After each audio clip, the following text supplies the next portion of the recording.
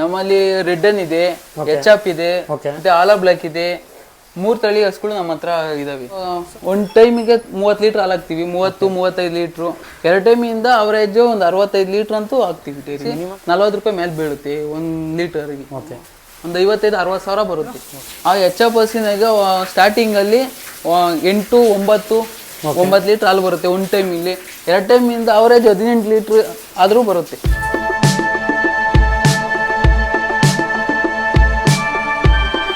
Hi hello ನಮಸ್ಕಾರ. Bus stand ಭಾಷೆ ಮತ್ತೊಂದು ವಿಡಿಯೋಗೆ ಸ್ವಾಗತ ಸುಸ್ವಾಗತ. ಇಷ್ಟೊತ್ತು ನಾವು ನಿಮಗೆ ಕುರಿ ಮತ್ತು ಮೇಕೆ ಬಗ್ಗೆ ಸಂಪೂರ್ಣ ಮಾಹಿತಿನ ಕೊಟ್ಟಿದ್ವಿ. ಈಗ ಅದ್ರ ನೆಕ್ಸ್ಟ್ ಭಾಗ ಪಾರ್ಟ್ 2 ಅಲ್ಲಿ ಹಸು ಸಾಕಾಣಿಕೆ ಅಂದರೆ ಹೈನುಗಾರಿಕೆ ಬಗ್ಗೆ ಸಂಪೂರ್ಣ ಮಾಹಿತಿನ ಕೊಡ್ತೀವಿ. ವಿಡಿಯೋನ ಕೊನೆವರೆಗೂ ನೋಡಿ, ಸಬ್ಸ್ಕ್ರೈಬ್ ಮಾಡೋದನ್ನು ಮಾತ್ರ ಮರಿಬೇಡಿ. ಬರೀ ಇನ್ಯಾಕೆ ತಡ ಅವನ್ನ ಮಾತಾಡ್ಸೋಣ. ಮತ್ತೊಮ್ಮೆ ನಮ್ಮ ಚಾನಲ್ಗೆ ಸ್ವಾಗತ. ಓದ್ ವಿಡಿಯೋದಲ್ಲಿ ನೀವು ಕುರಿ ಮತ್ತು ಮೇಕೆ ಬಗ್ಗೆ ಸಂಪೂರ್ಣ ಮಾಹಿತಿ ಕೊಟ್ಟಿದ್ದೀರಾ. ನೀವೇ ಇಷ್ಟೊಂದು ಹಸುನ ಇಷ್ಟು ಸಿಂಪಲ್ ಜಾಗದಲ್ಲಿ ಶೆಡ್ಡಲ್ಲಿ ತುಂಬ ಚೆನ್ನಾಗಿ ಸಾಕಿದ್ದೀರಾ. ಸೊ ನಿಮ್ಮಲ್ಲಿ ಯಾವ್ಯಾವ ತಳಿ ಹಸು ಇದೆ? ನಮ್ಮಲ್ಲಿ ರೆಡ್ಡನ್ ಇದೆ, ಎಚ್ ಎಫ್ ಇದೆ, ಮತ್ತೆ ಆಲಾ ಬ್ಲಾಕ್ ಇದೆ. 3 ತಳಿ ಹಸುಗಳು ನಮ್ಮ ಹತ್ರ ಇದಾವೆ. ಸೊ ನೀವು ಹಸು ಮತ್ತೆ ಏನಕ್ಕೆ ಸ್ಟಾರ್ಟ್ ಮಾಡಿದ್ರಿ? ಹಸು ಮುಂಚೆಯಿಂದ ನಿಮ್ಮ ಫ್ಯಾಮಿಲಿ ಅಥವಾ ನಿಮ್ಮ ಪರಂಪರೆಯಾಗಿ ಬಂದಿತ್ತ ಹಸು, ಇಲ್ಲಾಂದ್ರೆ ನೀವೇ ಹೊಸದಾಗಿ ಸ್ಟಾರ್ಟ್ ಮಾಡಿದ್ದ? ಇಲ್ಲ, ನಮ್ಮ ಮುಂಚೆ ಮನೆಯಲ್ಲೇ ಮುಂದಾಗಿಂದ ಅಂದ್ರೆ ಮೊದಲಿಂದ ನಮ್ಮ ಅಪ್ಪ ಅಜ್ಜಿ ನಮ್ಮ ತಾತ ಅವರು ಸ್ಟಾರ್ಟಿಂಗ್ ಇಂದನೂ ಸಾಕ್ತಾ ಇದ್ರು. ಅವ್ರದ್ದು ನಾವು ಹಂಗೆ ಮುಂದುವರ್ಸ್ಕೊಂಡು ಹೋಗ್ತಾ ಇದ್ದೀವಿ. ಅಂದ್ರೆ ಎಷ್ಟು ಹಸು ಮುಂಚೆಯಿಂದ ಸಾಕ್ತಿದ್ರು ಅವರು? ಮುಂಚೆಯಲ್ಲಿ 4-5 ಇರೋವು. ಈಗ ಒಟ್ಟಿಗೆ ನಮ್ಮವು 10 ಹಸು ಇದೆ.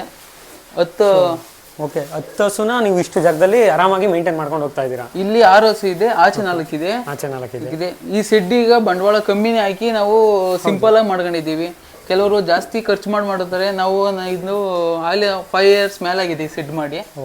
ಸೊ ನಂದು ಅದೇ ಕ್ವಶನ್ ಇತ್ತು. ನಾನು ತುಂಬ ಹೈನುಗಾರಿಕೆಗಳ ಬಗ್ಗೆ ವಿಡಿಯೋಗಳನ್ನ ನೋಡಿದ್ದೆ, ಹಸು ಸಾಕಾಣಿಕೆ ಬಗ್ಗೆ. ಅವ್ರು ದೊಡ್ಡದಾಗಿ ಶೆಡ್ ನಿರ್ಮಾಣ ಮಾಡೋದಾಗಲಿ, ಹಸುಗಳನ್ನ ಒಟ್ಟಿಗೆ ತಂದು ದೊಡ್ಡದಾಗಿ ತುಂಬ ಇನ್ವೆಸ್ಟ್ ಮಾಡಿಬಿಟ್ಟು ಕೈ ಸುಟ್ಕೊಂಡಿರೋರು ಇದ್ದಾರೆ. ನೀವು ಸಿಂಪಲ್ ಜಾಗದಲ್ಲಿ ಆರಾಮಾಗಿ 6 ಹಸು ಇಲ್ಲಿ ಸಾಕಿದ್ದೀರಾ, 4 ಹಸು ಹೊರಗಡೆ ಸಾಕಿದ್ದೀರಾ.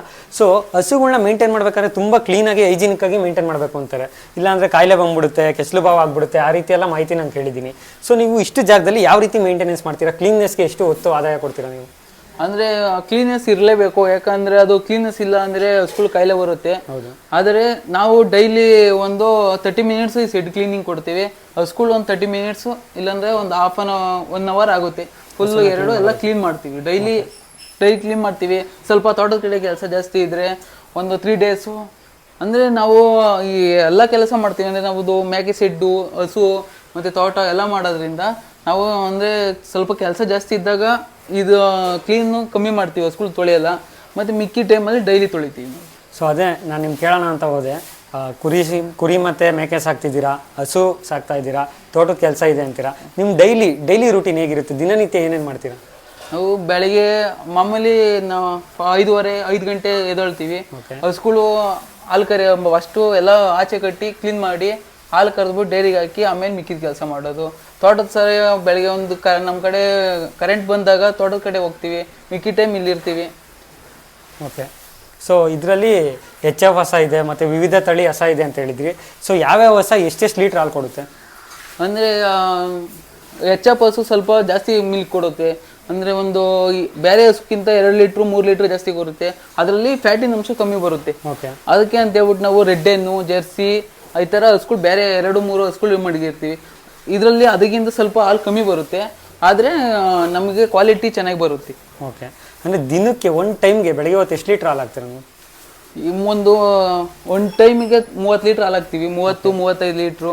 2 ಟೈಮಿಂದ ಅವರೇಜ್ ಒಂದು 65 ಲೀಟ್ರ್ ಅಂತೂ ಹಾಕ್ತೀವಿ ಡೈರಿ. ಮಿನಿಮಮ್ 65 ಲೀಟ್ರ್ ಅಂತ ಹಾಕ್ತೀರಾ? ಸೊ ಎಷ್ಟಿದೆ ಈಗ ಡೈರಿಲಿ ಬೆಲೆ? ಡೈರಿಯಲ್ಲಿ ನಮಗೆ ಡೈರಿ ದುಡ್ಡು ಮತ್ತು ಇದರಲ್ಲಿ 5 ರೂಪಾಯಿ ಬಿಲ್ ಎಲ್ಲ ಸೇರಿಸಿ 40 ರೂಪಾಯಿ ಮೇಲೆ ಬೀಳುತ್ತೆ 1 ಲೀಟರ್ಗೆ. ಸೊ ತಿಂಗಳಿಗೆ ಎಷ್ಟು ಆದಾಯ ನಿಮ್ಗೆ ಬರುತ್ತೆ ಬರೀ ಹಸುವಿಂದನೇ?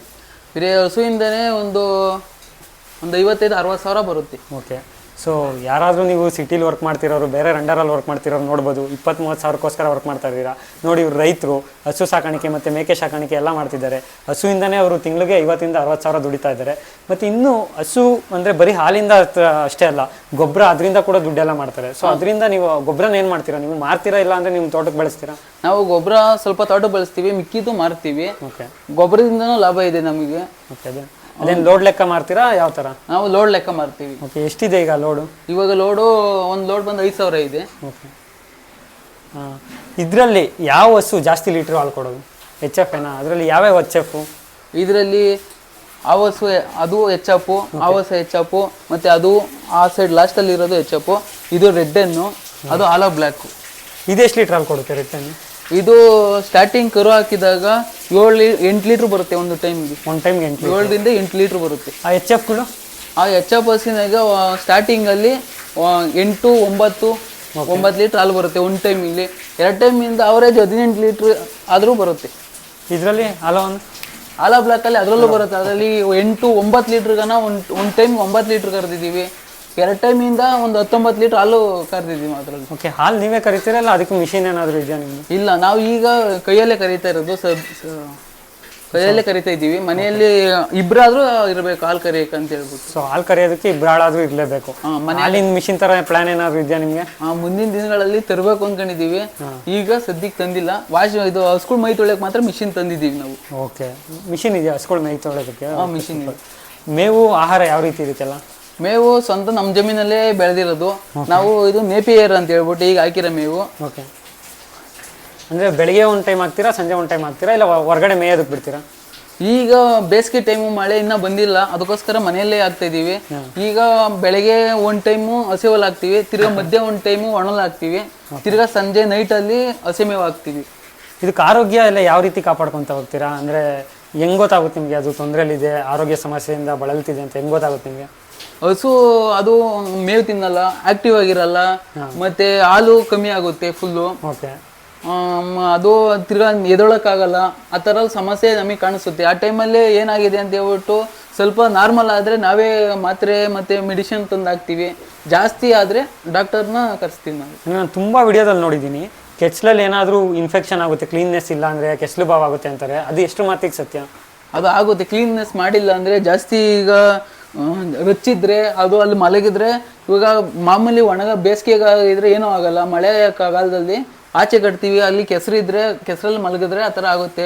ತಿರ್ಗಾ ಹಾಲು ಕರೆದ ಟೈಮಲ್ಲಿ ಹಾಲು ಕರೆದು ಹಿಂದೆನೇ ಮಲಗುತ್ತೆ ಹಸು. ಆ ಟೈಮಲ್ಲಿ ಅಡೆ ರಚ್ಚಿದ್ರೆ ಆ ಥರ ಬಾವಾಗುತ್ತೆ. ಕೆಲವರು ಹಾಲು ಕರೆದು ಮೇವು ಹಾಕ್ಬಿಡ್ಬೇಕು, ಆಮೇಲೆ ಬಾವಾಗಲ್ಲ ಅಂತಾರೆ. ನಾವು ಏನಿಲ್ಲ, ಆಚೆ ಬೈಲಲ್ಲಿ ಕಟ್ತೀವಿ. ಅಷ್ಟೊಂದು ಮೊದಲು ಮಳೆಗಾಲದಲ್ಲಿ ಜಾಸ್ತಿ ಆಗೋದು, ಈಗ ಬೇಸಿಗೆಯಲ್ಲಿ ಏನು ಆಗಲ್ಲ. ಈಗ ಯಾವ ಏನು ಭಾವ ಏನಿಲ್ಲ ಯಾವಕ್ಕೂ ಭಾವ ಏನಿಲ್ಲ. ಮತ್ತೆ ವೆಟರ್ನರಿ ಡಾಕ್ಟರ್ನ ಏನಾದರೂ ಕನ್ಸಲ್ಟ್ ಮಾಡಿದ್ರೆ ಕೆಚ್ಚಲು ಬಾವಿಂದ ರೋಗ ಮುಕ್ತ ಮಾಡ್ಬೋದು ಅದನ್ನ ಮಾಡ್ಬೋದು. ಮತ್ತೆ ನಾವು ಸ್ವಲ್ಪ ಕೇರ್ ತಗೊಬೇಕು. ಕೇರ್ ತಗೊಂಡ್ರೆ ಯಾವ ರೀತಿ ಕಾಯಿಲೆನೂ ಬರಲ್ಲ. ಕರೆಕ್ಟಾಗಿ ಮಾಡಿದ್ರೆ ಯಾವ ರೀತಿ ಕಾಯಿಲೆನೂ ಬರಲ್ಲ. ಸತ್ಯನಾ? ಕರೆಕ್ಟಾಗಿ ಅದಕ್ಕೆ ಆಹಾರ ಮತ್ತೆ ಮೇವು ಕರೆಕ್ಟಾಗಿ ಕೊಟ್ರೆ ಏನು ಸಮಸ್ಯೆ ಬರಲ್ಲ. ಮತ್ತೆ ಸ್ವಲ್ಪ ಅದ್ರ ಕಡೆ ಸ್ವಲ್ಪ ಜಾಸ್ತಿ ಕೇರ್ ಮಾಡಬೇಕು. ಹಸು ಇದು ಕುರಿ ಮತ್ತು ಮೇಕೆಗಿಂತ ಜಾಸ್ತಿ ಹಸಿನ ಕಡೆ ಸ್ವಲ್ಪ ಕೇರ್ ಮಾಡಿದ್ರೆ ಅದರಿಂದ ಸ್ವಲ್ಪ ಆದಾಯ ಜಾಸ್ತಿ ಇದೆ. ಸೊ ನನ್ನೊಂದು ಸಿಂಪಲ್ ಪ್ರಶ್ನೆ, ಯಾರಾದರೂ ಯುವಕರು ಹೊಸ್ದಾಗೆ ಹೈನುಗಾರಿಕೆ ಸ್ಟಾರ್ಟ್ ಮಾಡ್ತೀನಿ ಅಂತಾರೆ, ಅಥವಾ ಕುರಿ ಮೇಕೆ ಶೆಡ್ ಸ್ಟಾರ್ಟ್ ಮಾಡ್ತೀನಿ ಅಂತಾರೆ, ಈ ರೀತಿ ಮಾಡೋ ಅಂಥವ್ರಿಗೆ ನೀವು ನಮ್ಮ ಚಾನಲ್ ಮುಖಾಂತರ ಏನು ಹೇಳೋಕ್ಕೆ ಇಷ್ಟಪಡ್ತೀರಾ? ಅವರು ಏನೇನ ಗಮನದಲ್ಲಿ ಇಟ್ಕೊಳ್ಬೇಕು? ಫಸ್ಟು ಹಸುನ ಅವರೇ ಹೋಗಿ ಪರ್ಚೇಸ್ ಮಾಡಬೇಕು. ಅದು ಬಿಟ್ಟು ಯಾರೋ ಹೇಳಿದ್ರು ಅಂತ ಹೇಳ್ಬಿಟ್ಟು ಹೋಗಿ ಪರ್ಚೇಸ್ ಮಾಡಿದ್ರೆ ಅದು ಜಾಸ್ತಿ ಆಗುತ್ತೆ. ಫಸ್ಟು 1-2 ಹಸು ತಂದು ಅದನ್ನು ಮೇಯಿಸಿ ಅದರಿಂದ ಅನುಭವ ತಗೊಂಡು ಜಾಸ್ತಿ ಮಾಡಬೇಕು. ಈ ಕೆಲವರು ಜಾಸ್ತಿ ಒಂದೇ ಸರಿ 5-6 ಹಸು ತರ್ತಾರೆ. ಅದರಿಂದ ಲಾಭಕ್ಕಿಂತ ಜಾಸ್ತಿ ನಷ್ಟ ಆಗುತ್ತೆ ಅವ್ರಿಗೆ. ಹೌದು. ಮತ್ತು ನೀವು ಹೇಳಿದ್ರಿ ತಿಂಗಳು ಒಳ್ಳೆ ಆದಾಯ ಗಳಿಸ್ತಾ ಇದ್ದೀರಾ. ನನ್ನ ಪ್ರಕಾರ ಪರ್ಸ್ನಲಾಗಿ ಹೇಳಬೇಕು ಅಂದರೆ ಎಷ್ಟೋ ಜನ ಕಂಪ್ನಿಲಿ ವರ್ಕ್ ಮಾಡೋರು, ಇಂಜಿನಿಯರ್ಸು, ಅವ್ರಿಗೂ ಇಷ್ಟು ದುಡ್ಡು ಬರಲ್ಲ. ಸೊ ಬೇರೆ ಯಾರಿಗೂ ಮಾಲೀಕರ ಅಂಡರಲ್ಲಿ ಕೆಲಸ ಮಾಡ್ದೇನೆ ನಿಮಗೆ ನೀವೇ ಮಾಲೀಕರಾಗಿ ಹಸುನ ಸಾಕಿದ್ರೆ ಮತ್ತು ಒಳ್ಳೆ ಆದಾಯ ಗಳಿಸಿ ಲಾಭ ಗಳಿಸಿ ಅವ್ರ ಜೀವನ ನಡೆಸ್ಬೋದಾ? ನಡೆಸ್ಬೋದು. ಆದರೆ ಇಲ್ಲಿ ಸ್ವಲ್ಪ ಜಾಸ್ತಿ ಶ್ರಮ ಹಾಕಬೇಕು. ಓಕೆ, ಅಂದರೆ ಇನ್ನೊಬ್ರು ಕೆಲಸ ಮಾಡೋ ಬದಲು ಶ್ರಮ ಹಾಕಿದ್ರು ನನ್ನ ಪ್ರಕಾರ ಏನು ತಪ್ಪಿಲ್ಲ ಅನ್ಸುತ್ತೆ ನನ್ನ ಭಾವನೆ. ಹೌದು, ಸತ್ಯ. ಅಂದರೆ ಇನ್ನೂ ಕೆಲವೊಂದು ಮಾತಾಡ್ತಾರೆ, ಹಸು ಸಾಕಿದ್ರೆ ಮನೇಲಿ ಒಬ್ರು ವ್ಯಕ್ತಿ ಇರಲೇಬೇಕು ಅಂತ, ಅದನ್ನ ನೋಡ್ಕೊಳೋದಕ್ಕೆ. ಬೇರೆ ಕಡೆ ಎಲ್ಲೂ ಏನೂ ಪ್ಲಾನ್ ಮಾಡೋಕ್ಕಾಗಲ್ಲ. ಅದ್ರ ಬಗ್ಗೆ ಏನು ಹೇಳ್ತೀರಾ? ಅಂದರೆ ಒಂದು ದಿವಸದ ಮಟ್ಟಿಗೆ ಬೇರೆ ಕಡೆ ಹೋಗ್ಬೇಕಾದ್ರೆ ಕಷ್ಟ ಆಗುತ್ತೆ. ಒಂದು 5 hours 3 hours ಆದರೆ ಬೆಳಿಗ್ಗೆ ಮೇವು ಹಾಕಿ ಹಸುನೆಲ್ಲ ನೋಡ್ಬಿಟ್ಟು ನಿಗಾ ಮಾಡಿ ಹೋಗ್ಬೋದು. ಅಂದರೆ ಒಂದು ದಿವಸ ಇಲ್ಲ 2 ದಿವಸ ಎಲ್ಲನ ಟ್ರಾವೆಲ್ ಮಾಡ್ಬೇಕಾದ್ರೆ ಸ್ವಲ್ಪ ಯಾರೋ ಒಬ್ರು ಇರಲೇಬೇಕಾಗುತ್ತೆ. ಹಸು ಸಾಕಾಣಿಕೆ ಈಸಿನಾ ಅಥವಾ ಮೇಕೆ ಸಾಕಾಣಿಕೆ ಈಸಿನಾ ನಿಮಗೆ? ಮೇಕೆ ಸಾಕಾಣಿಕೆ ಈಸಿ, ಆದರೆ ಮೇಕೆ ಸಾಕಾಣಿಕೆಗಿಂತ ಜಾಸ್ತಿ ಆದಾಯ ಹಸಿನಿಂದನೇ ಇರೋದು. ಓಕೆ, ಇದರಿಂದ ಏನಾದರೂ ನಿಮಗೆ ಡೈರಿಯಿಂದ ನಿಮಗೆ ತುಪ್ಪ ಬರೋದಾಗ್ಲಿ, ಬೆಣ್ಣೆ ಬರೋದಾಗ್ಲಿ, ಹಾಲಾಗ್ತಿರಲ್ಲ ಅಷ್ಟೊಂದು, ಅದೇ ರೀತಿ ಏನಾದರೂ ಇದೆಯಾ ನಿಮಗೆ ಸೌಲಭ್ಯಗಳು? ತುಪ್ಪ ಒಂದೊಂದು ಟೈಮ್ ಕೊಡ್ತಾರೆ. ಮತ್ತೆ ಅಲ್ಲಿ ನಮಗೆ ಬೇಕಾದ್ರೆ ಚಾಪ್ ಮಿಷಿನ್ ತಂದಿದೀವಿ, ಅದು ಡೈರಿ ಕಡೆಯಿಂದ ಕೊಡ್ತಾರೆ. ಮತ್ತೆ ಮ್ಯಾಟ್ ಬರುತ್ತೆ ಸಬ್ಸಿಡಿಯಾಗಿ, ನಾವು ಆ ಮ್ಯಾಟು ಅಲ್ಲೇ ಆಚೆ ಪರ್ಚೇಸ್ ಮಾಡ್ಬೇಕಾದ್ರೆ 3,000 ರೂಪಾಯಿ ಮೇಲಾಗುತ್ತೆ. ಇಲ್ಲಿ ಡೈರಿ ಕಡೆಯಿಂದ ಆಗಿದ್ರೆ 1,500 ಸಿಗುತ್ತೆ. ಈಗ 1,500 ಸಿಗುತ್ತೆ ಅದು. ಹಸುಗಳಿಗೆ ಮೇವು ಹಾಕ್ತೀರಾ, ಮತ್ತೆ ಇಂಡಿ ಬೂಸ ಅದನ್ನೆಲ್ಲ ಯಾವ ರೀತಿ ನೋಡ್ತೀರಾ?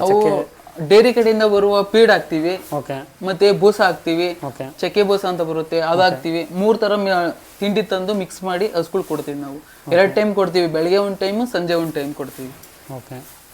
ಮತ್ತೆ ಮೇವು ಮಾತ್ರ 3 ಟೈಮ್ ಕೊಡ್ತೀವಿ ಡೈಲಿ, ಬೆಳಿಗ್ಗೆ ಮಧ್ಯಾಹ್ನ ಸಂಜೆ 3 ಟೈಮ್ ಕೊಡ್ತೀವಿ. ಓಕೆ. ಇಷ್ಟೊತ್ತು ಹಸುಗಳ ಬಗ್ಗೆ ಅದನ್ನ ಯಾವ ರೀತಿ ನೋಡ್ಕೋಬೇಕು, ಅದರಿಂದ ಯಾವ ರೀತಿ ಆದಾಯ ಗಳಿಸಬೇಕು, ಕಾಯಿಲೆ ಬಂದರೆ ಏನೇನು ಮಾಡಬೇಕು, ತುಂಬ ಮಾಹಿತಿನ ನಮ್ಮ ವೀಕ್ಷಕರಿಗೆ ಕೊಟ್ಟಿದ್ದೀರಾ. ಸೊ ನಿಮಗೆ ನಮ್ಮ ಚಾನಲ್ ಕಡೆಯಿಂದ ತುಂಬ ಹೃದಯ ಧನ್ಯವಾದಗಳು. ಥ್ಯಾಂಕ್ಸ್.